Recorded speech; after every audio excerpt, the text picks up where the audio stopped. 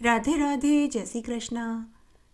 जय हो कृष्ण भगवान की जय, जय हो राधिका रानी की जय। आइए आज हम फुलेरा दोज की प्रमुख व्रत कथा सुनते हैं।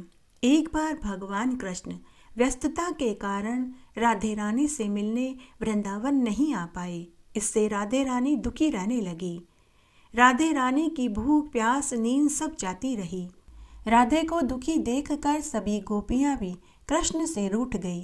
राधे के उदास रहने से मथुरा वृंदावन व गोकुल के सभी पेड़ और फल फूल मुरझा गए। जब भगवान कृष्ण को इस बात का पता चला तो वे राधे से मिलने वृंदावन पहुंचे। भगवान कृष्ण को देखकर राधे के साथ सभी गोपियां भी चहक उठी। राधे के हंसने और मुस्कुराने से वन के सभी फूल फिर से खिल उठे। खिले हुए सुंदर सुंदर पुष्पों को देखकर कृष्ण भगवान ने राधे के ऊपर फूलों की बरसात कर दी।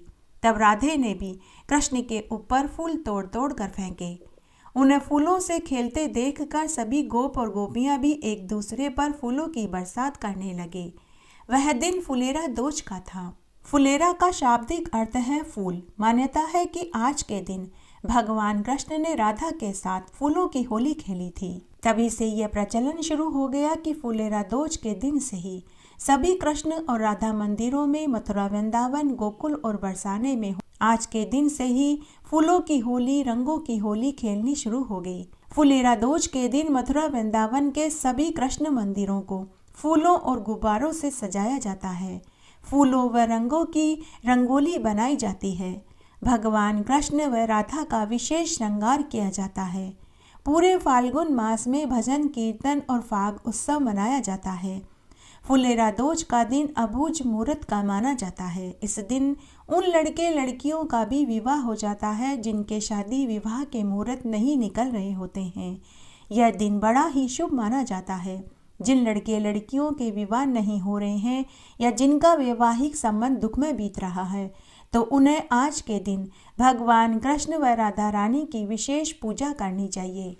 इस दिन सभी मांगलिक कार्य बिना किसी मुहूर्त के कर सकते हैं, जैसे विवाह, मुंडन, जनेऊ, गृह प्रवेश, वाहन खरीदना इत्यादि।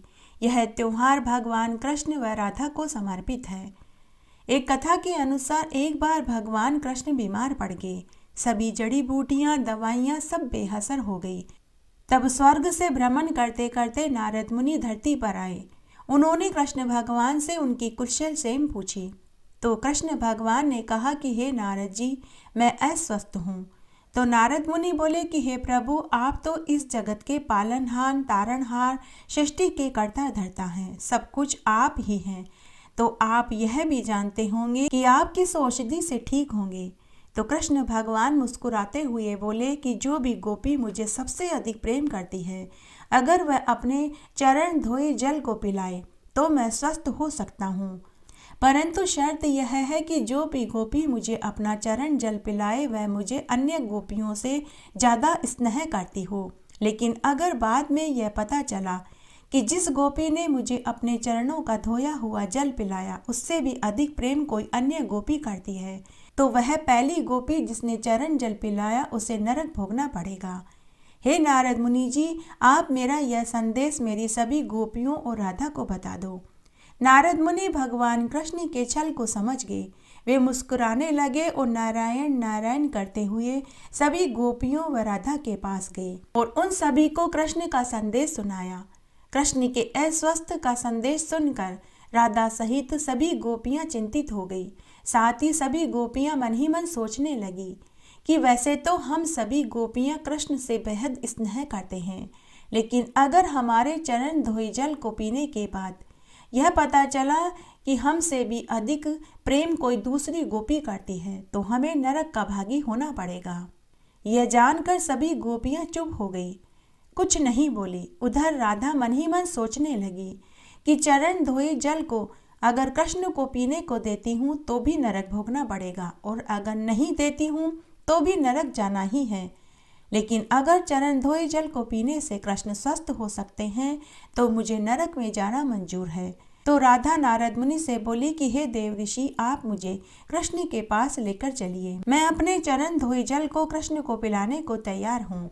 तब राधा के चरणों के धोए जल को जैसे ही कृष्ण भगवान ने पिया तो वे स्वस्थ हो गए। कृष्ण पहले से ही जानते थे कि राधा ही उन्हें सबसे अधिक प्रेम करती है। सारा दृश्य देखकर नारद मुनि नारायण नारायण की जगह राधे राधे करते हुए अपने लोक को चले गए। राधा जी श्री कृष्ण से अपार प्रेम करती थी, यह सभी जानते थे, परंतु कितना अपार प्रेम हर कोई परीक्षा लेकर जानना चाहता था। राधा और श्री कृष्ण का विवाह नहीं हुआ था, परंतु उनके प्रेम की गाथा पूरे जगत में, तीनों लोकों में, यहाँ तक ब्रह्मांड में फैली हुई थी। राधा कृष्ण के प्रेम को देखकर दासियों की भी इच्छा होती थी। एक बार राधा को परेशान करने के लिए दासियों ने एक योजना बनाई। दासियों ने गर्म दूध का कटोरा लिया और सीधा राधा रानी के पास गई और बोली कि यह दूध कृष्ण भगवान ने तुम्हें पीने के लिए भेजा है। यह सुनते ही राधा ने गरम गरम दूध पी लिया। राधा को गरम दूध पीने से कोई कष्ट नहीं हुआ। उसी समय दासियां जब कृष्ण के पास पहुंची तो उन्होंने देखा कि कृष्ण के मुंह में छाले हो रहे थे और उन्हें पीड़ा हो रही थी। यह देखकर सभी दासियों को अपनी गलती का एहसास हो गया। यह कथा यह दर्शाती है कि कृष्ण से राधा कितनी जुड़ी हुई हैं। इसलिए गरम दूध से राधा को तो कुछ नहीं हुआ, लेकिन गरम दूध राधा के पीने से छाले कृष्ण भगवान को हुए। राधा कृष्ण की मुरली को सुनकर बावरी होकर नाचने लगती थी। वह उनसे मिलने के लिए बाहर निकल जाती थी। जब गांव में कृष्ण और राधा के प्रेम की चर्चा चल पड़ी तो राधा के समाज के लोगों ने उसका घर से बाहर निकलवाना बंद करवा दिया। एक दिन कृष्ण ने माता यशोदा से कहा कि माता, मैं राधा से विवाह करना चाहता हूँ। यह सुनकर यशोदा मैया ने कहा कि राधा तुम्हारे लिए ठीक लड़की नहीं। पहले तो वह तुमसे 5 साल बड़ी है, दूसरा यह कि उसकी मंगनी पहले ही किसी और से हो चुकी है, इसलिए उससे तुम्हारा विवाह नहीं हो सकता। लेकिन कृष्ण जिद करने लगे। तब यशोदा मैया ने नंद बाबा से कहा। तब कृष्ण भगवान ने भी नंद बाबा की बात नहीं मानी। गर्गाचार्य ऋषि ने कृष्ण भगवान को समझाते हुए कहा कि तुम्हारा जन्म किसी खास लक्ष्य से हुआ है, इसकी भविष्यवाणी हो चुकी है। तुम तारणहार हो, इस संसार में तुम धर्म की स्थापना करने आए हो। तुम्हें इस ग्वालन से विवाह नहीं करना चाहिए, तुम्हारा एक खास लक्ष्य है। गर्गाचार्य मुनि के समझाने पर भी कृष्ण भगवान नहीं समझे। तब गर्गाचार्य मुनि एकांत में यह रहस्य बता देते हैं कि तुम यशोदा और नंद के पुत्र नहीं, देवकी और वसुदेव के पुत्र हो। तुम्हारे माता पिता को कंस ने कारागार में डाल रखा है। यह सुनकर कृष्ण भगवान की जीवनी ही बदल गई। राधा के परिवार को जब पता चला कि यह कृष्ण की मुरली सुनकर उसके प्रेम में नाचती हुई उसके पास पहुंच जाती है, तो उन्होंने राधा को घर में कैद कर दिया।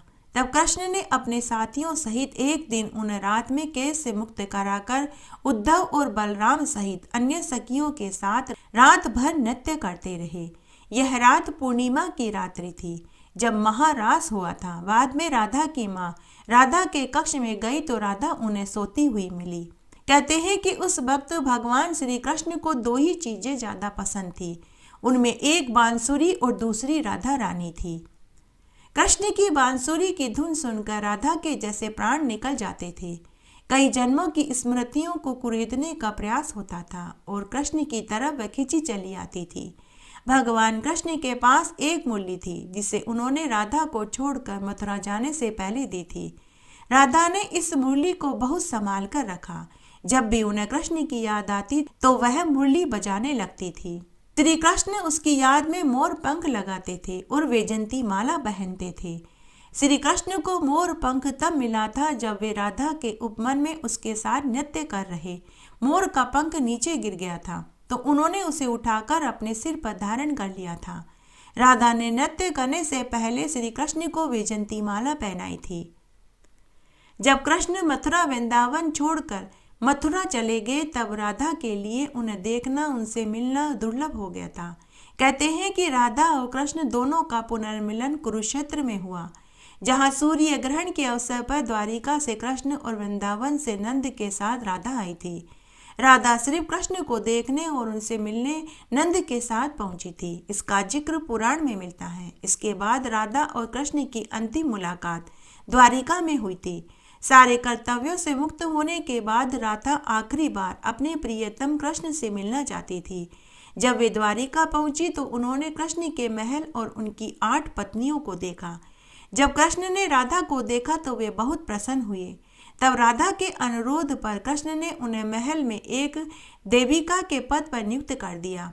कहते हैं कि वहीं पर राधा महल से जुड़े कार्य देखती थी और मौका मिलते ही कृष्ण के दर्शन करती थी।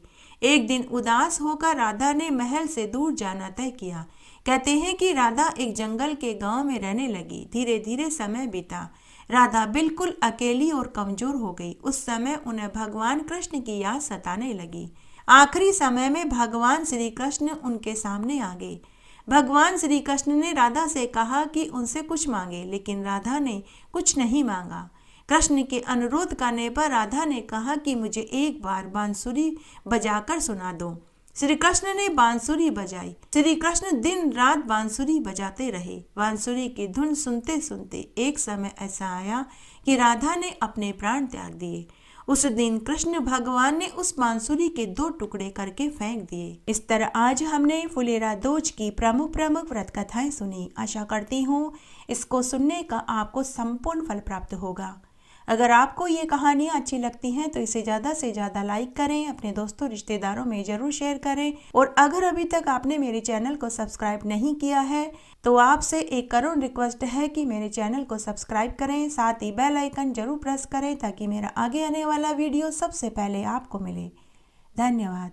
मेरे साथ बने रहने के लिए आपका धन्यवाद। आगे आने वाली कथा कहानी के लिए भी आप इसी तरह मेरे साथ बने रहें।